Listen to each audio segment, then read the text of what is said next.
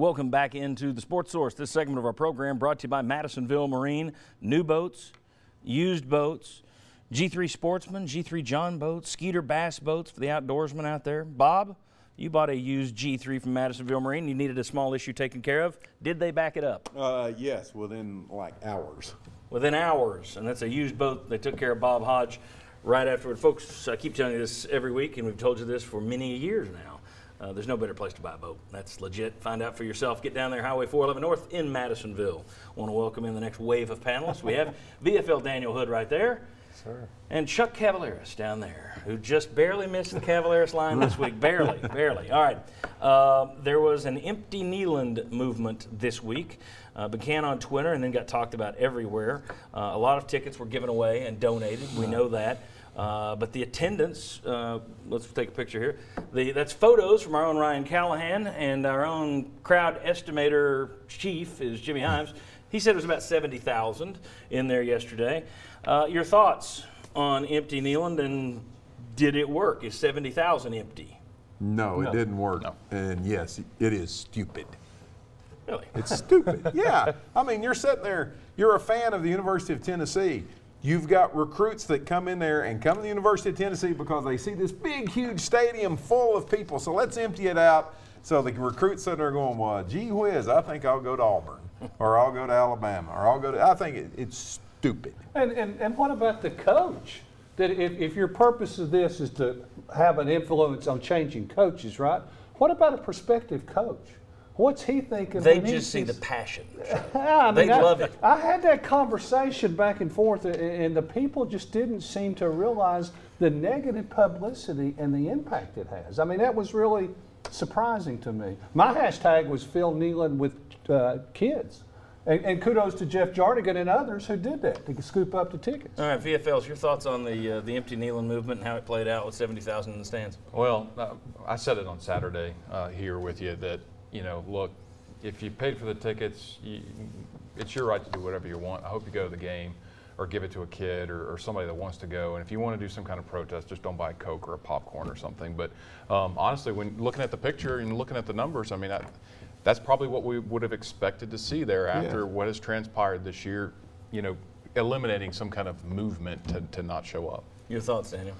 I think we kind of hit the nail on the head with it, and I think it goes back to you only get 7 opportunities a year to go to a home game. And you know, I think if you're someone that wants to be miserable and that type of stuff, then go for it. That's all you. But you know, for someone that you think you're guaranteed only 12 games a year, only 7 of them are going to be at home. I mean, me personally, I think it's silly to say not to go. I didn't have. I think it does. I think it is tough on recruiting. I think it also lets down the guys that you recruited to come here. Exactly. We got the best fans. We'll support you, except when you're losing and we want the coach gone. At the same time, I look. The fans only have one real way to show their opinion, and that's through tickets and attendance. So I understand that. And they bought the tickets. Would I do it? No, but I understand their right to do it. I didn't have as big a problem with it as you guys did. I don't think. That said, I thought it was interesting. You know, you hear, and we've heard all year that. You can enjoy this. These football games aren't fun to watch. They aren't fun to go unless you're winning championships. It's meaningless. These games are nothing. Earlier this year, I talked about Johnny Major's 5th year when he got blown out those first 2 games and wound up going to a bowl, and somebody got in touch with me and said, nobody cares about those do-nothing bowls. I remember watching that do-nothing bowl that person said nobody cares about. I watched it with my dad. We were sitting in Middlesboro, Kentucky in the living room. Willie Galt runs a kickoff return for 100 yards to beat Wisconsin in the Garden State Bowl. Yeah, I remember it. I enjoyed it. I was a boy. You can't take that away from me. And if you're the kind of guy who says, well, you have to be playing for championships, you can't lose to anybody you're not supposed to, which means anybody. You better never trail. If that's what it takes to make you enjoy the game, then you've got to go fish or start watching movies or something. I mean, don't go fish. You'll be injecting yourself into my world. Well, the thing is, I mean, there's a group now that just likes. I think they enjoy being outraged. Because their voice gets heard. Yeah, I think that, and you watch it. They're not just outraged over Tennessee football. They're outraged over politics. They're outraged over Hollywood, over the weather. It's 30 things a day of how they're outraged, and this does not mean lower your expectations. Tennessee should be playing for championships. That is the goal. But at the same time, when you saw the couple of camera shots last night, they're panning the Tennessee fans. Smiles. bouncing up and down with the music, whatever Sterling's over there spinning. They're enjoying themselves.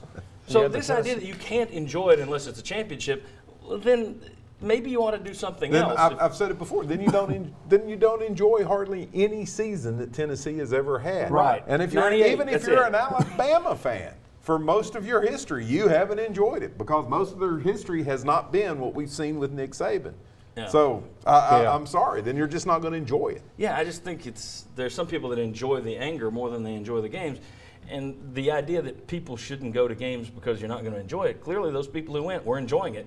Now, maybe they got free tickets and that helped them enjoy it. But, again, that's not saying this will be spun as he's coming down on the fans. No, I think the fans showed up last night. And it's going to be spun as he's saying drop your expectations. No, not at all.